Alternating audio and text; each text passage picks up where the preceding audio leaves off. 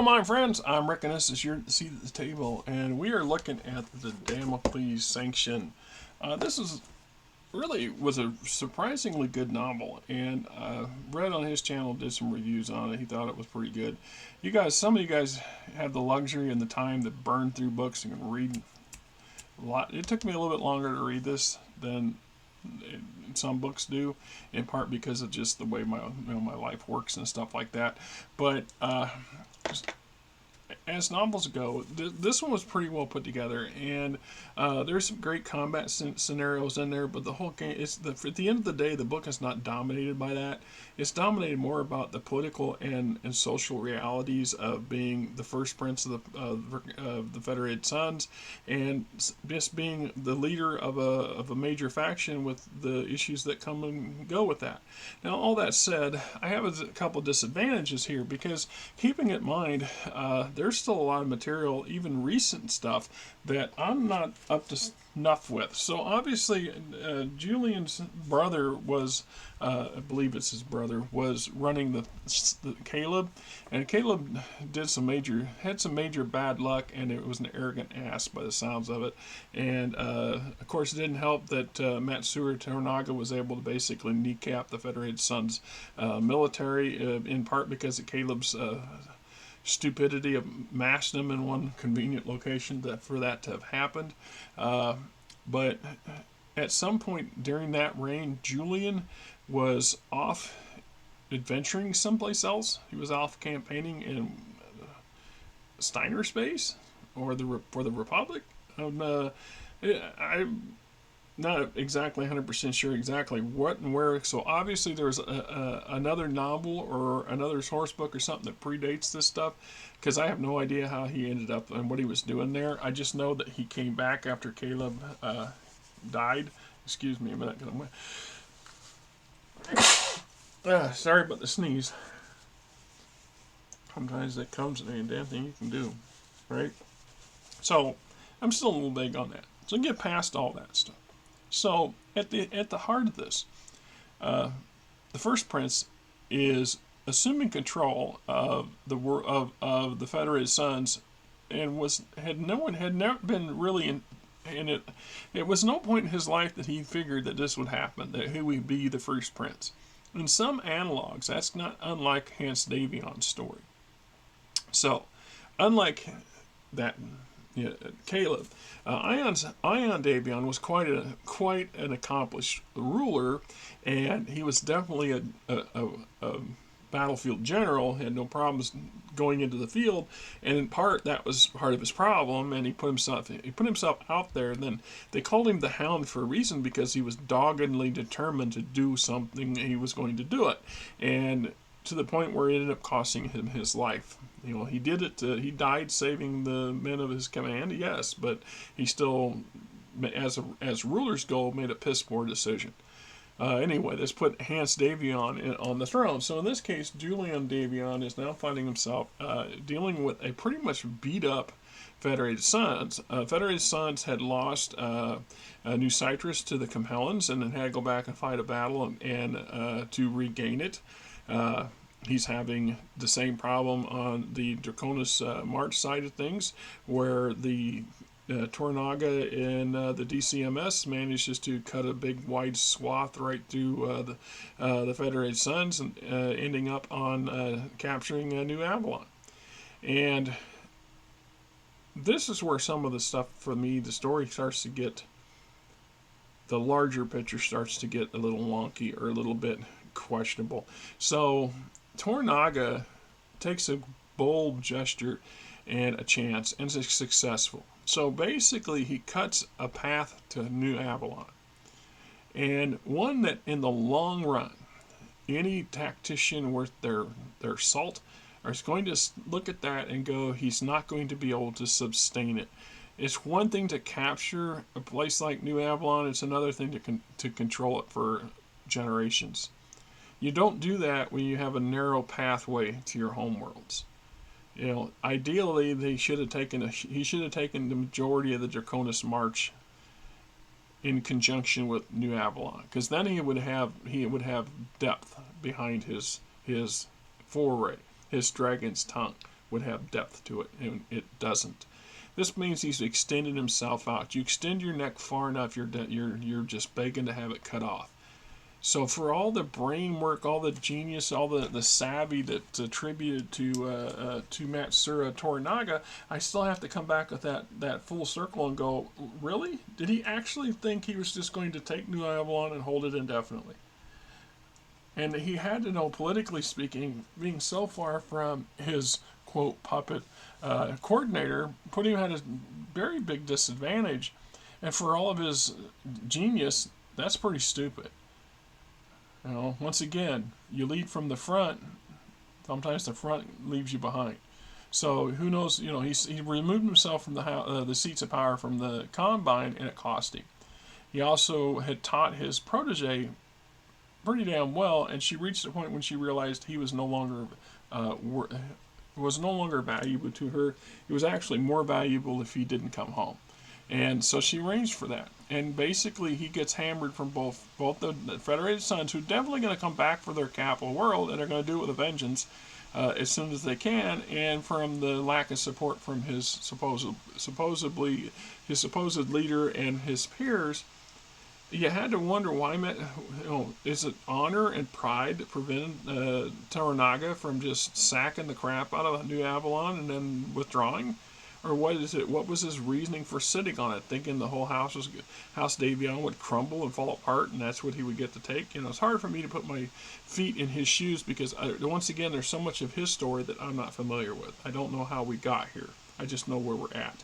And so when we look at the other side of the coin, so Federated Suns in general is controlled by 4 minor houses, if you want to look at it from that perspective. We look at the nobility system, and within every region or march, so you have the Crucis March, which is the traditional seat for the Davion family, and makes them the prince and princesses of the Crucis March. And then we have the Draconis March, which is the preview of the Sandoval family, otherwise being the Duke of Robinson. So Erik Sandoval is the current Prince's champion. He's leading the House Davion's major military operations on the Draconis side of things. He also had led, before Julian got back, he was temporarily in charge of the Federated Suns, my understanding. He is damn good at what he does. He's very competent as a commanding officer, to inspire his troops to follow him. His troops, his troops love him. At a time when the Federated Suns was on its back heels, it had lost 2 of its 4 major March capitals, New Cyprus and Robinson, and then lost the capital at New Avalon itself. This left the Periphery March, and Martin, that's a character I'm not familiar with, because it's the first time I've seen him mentioned, and for a long time there wasn't a Periphery March house. So obviously one's been included or added at some point, or has been resurrected from earlier versions of their history. So Erik Sandoval is in a position where he is not actively being courted to overturn and dispose Julian and become First Prince, but by definition and might makes right. Erik Sandoval actually has as much claim to the First Prince position as Julian, other than his last name. I'm just pointing that out. And the fact he hasn't blatantly grasped that and just had Julian eliminated, it goes without saying. The other side of the coin, same problem. So Julian finds himself in a position of ruling a very badly beat up Federated Suns, and they managed to pull several rabbits out of their hat. First being is that they retook New Cyprus, and they retook Robinson, and further weakening, in the case of the DCMS, further weakening Toranaga's position. And so coming back for New Avalon goes without saying. We also see and forgive me if I didn't write the guy's name down, but the new Duke of New Cyprus to go on an adventure. Basically, took his own private pet battle mech regiment and another one, and went off into to fight the Turians. Let's go fight, the Concordat for some anal reason, and basically got his ass handed to him, as the Turians grabbed him by the nutsack and turned him back around and basically tried to sell his freedom. Now there's a slick way they recovered him, and I'm not going to go into them details. You want to read the book, you should read it. It's an excellent way how they save him. And yes, there's spoilers. Spoiler alert! If you are worried about your food spoiling, keep it in the refrigerator. So anyway, so we look at the same scenario now. Erik Sandoval is in a position to superimpose himself over Julian, and I'm not sure Julian has enough loyalist forces to prevent that from happening. And it definitely would be all-out civil war in House Davion, which has happened before. Every major house, every major faction has had its versions of the family civil war kind of thing, the civil war stuff. So it would not be new to the Federated Suns, but it would be decimating to them. They are in a critical position right now where they need time to rebuild and reconstitute their military and to retrain a whole new generation of officers and to deal with all the problems that they've been undergoing recently. And this makes you have to make some hard decisions. So these decisions come across from numerous sources. And there's a couple of sections toward the latter end. The actual battle for New Avalon is pretty short. They came, they saw, they conquered, and Tornaga gets defeated. And Tornaga is actually defeated by the prince's champion, Erik Sandoval, and not Julian Davion. And Tornaga surrenders to Erik Sandoval. And I think he did that more out of attempt to sow confusion and problems. Even in his quote pending death, the Gunchino Carini is still trying to look out for the best interests of the coordinator, and who has abandoned him at this point. And he's savvy enough to know that, right? Hang on a second. I gotta. Oh, you're just gonna pause. Well, that's nasty. Well, I got something, you get something in your throat and it's just starting wanting to kind of hang in there. It is what it is. See, now if I had time and effort and gumption, I would have to re-edit the video and do this and spend, 10 times as money, spend 3 hours editing this thing and piecing in the new piece to replace that. Good for you guys. Maybe if I get lucky and I win the lottery and I can have all the time in the world to work on these projects and an office somewhere to do it in, maybe I'll do that. It's not going to be on my plate anyway anytime soon. So anyway, Julian Davion's in a kind of a pickle, and he needs Sandoval without a doubt. But he also realizes he's savvy enough to understand that Erik Sandoval is a real threat to his position on many levels. So there's an incident in here that almost sounded like he'd order Sandoval's assassination. But did he? It didn't turn out that way. It turned out to be something else. So there's a lot of wheels within wheels going on inside this novel. I like that stuff. It really goes, it's not what you think. It doesn't turn out the way you think it would turn out. It is a very good read from that perspective at all. It also gives us a kind of a good in-depth view of what's going on in the Federated Suns as of this particular moment in Battletech history. Although, like I said, I'm still missing the pieces to how they got there in the first damn place. We know that Naga comes to his end in this book, and boy, there's a debate between Julian and Aaron on how that should be. And I'm of mixed opinions. I can see both sides quite clearly. and what their advantages and disadvantages for handling what to do with Terranaga. And I can't help myself but tend to lean on the side of Julian Davion's methodology for handling this situation. But I can fully understand from a manipulative position, Aaron Sandoval's position. There's also a number of secondary characters in here that are obviously playing important roles. Had important roles in previous books and material, and once again, I haven't read those. I haven't had access to those yet. Eventually, I hope to do that. So I'm not sure exactly how they all tie in. I can also see the potential. I can see there's a potential political marriage for Julian coming up in relation to the Hassocks, which puts you in that lovable situation for nobility of all the eras. Because it's only been a couple generations ago that the Hassock Davions were called the Hassock Davions for reasons, the Davion Hassocks, because they married into the damn family. So that would make these two people several generations of cousins removed from each other, but they're still family. Welcome to the nobility system, right? Is what it is.